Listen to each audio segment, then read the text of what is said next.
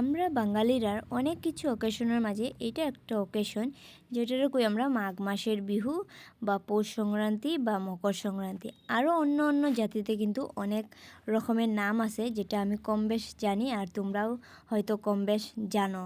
আর এই সংক্রান্তিত কিন্তু অনেক রকমের পিঠা লাড্ডু যে যেরকম পারে এরকম বানায়। তো আমরাও বানানি শুরু করে দিছি। আর আমরা বাঙালিরা বা হিন্দুরার কিন্তু অনেক রকমের উৎসব আছে যেটা পূজা বিহু যে কোনো রকমের উৎসবগুলাতে আমরা বহুত সুন্দরভাবে পালন করি, যেটা হয়তো তোমরাও সবাই পালন করো আর আমরাও পালন করি।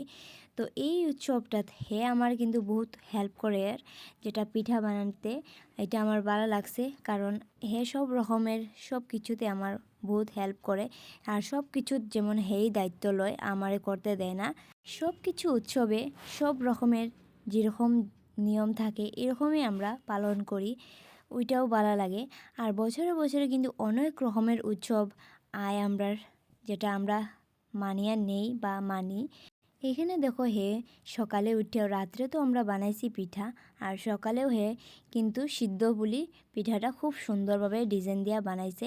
আর সকালবেলা দেখছি যে কীর্তনও নিয়ে আইছে, আর তোমরা এদিকে এরকম কীর্তন নিয়ে আইনি কমেন্টে জানাইও। আর এখানে সিদ্ধ বুলি বয় দিছে, আর এখানে দেখো মালপাটাও ওই গেছে হে বানাইছে কিন্তু সকালবেলা সিদ্ধ বুলি আর মালপা খুব সুন্দরভাবে কিন্তু হে বানাইছে। আর এখানে সৌরভ আইছিল সকালবেলা, তো সৌরভে আইয়া খাইতে আসছিল। আর আমরা স্নান টান করিয়া এখন রেডি হয়ে গেছি, রেডি হইয়া যাইমু এখন মন্দিরে। তো সংক্রান্তির দিনকা কিন্তু মন্দিরে সববারে যাইতাম, ঘরে থাকতেও কীর্তন হইতো মন্দিরে, খুব ভালো লাগতো। তো এখানেও আমরা মন্দিরে আই গেলাম যাতে সংক্রান্তির দিন একটু মনটা ভালো লাগে। মন্দিরে আইয়া কিন্তু মনটা বহুত শান্তি লাগে। আর এখানে আমরা কম বেশ কম আইতেই থাকি মন্দিরে, কিন্তু আরও অন্য ভিডিও তো দেখাইছি আমি যে এই দুই মন্দিরে আমি প্রায় আইতে থাকি আমরা দুজন।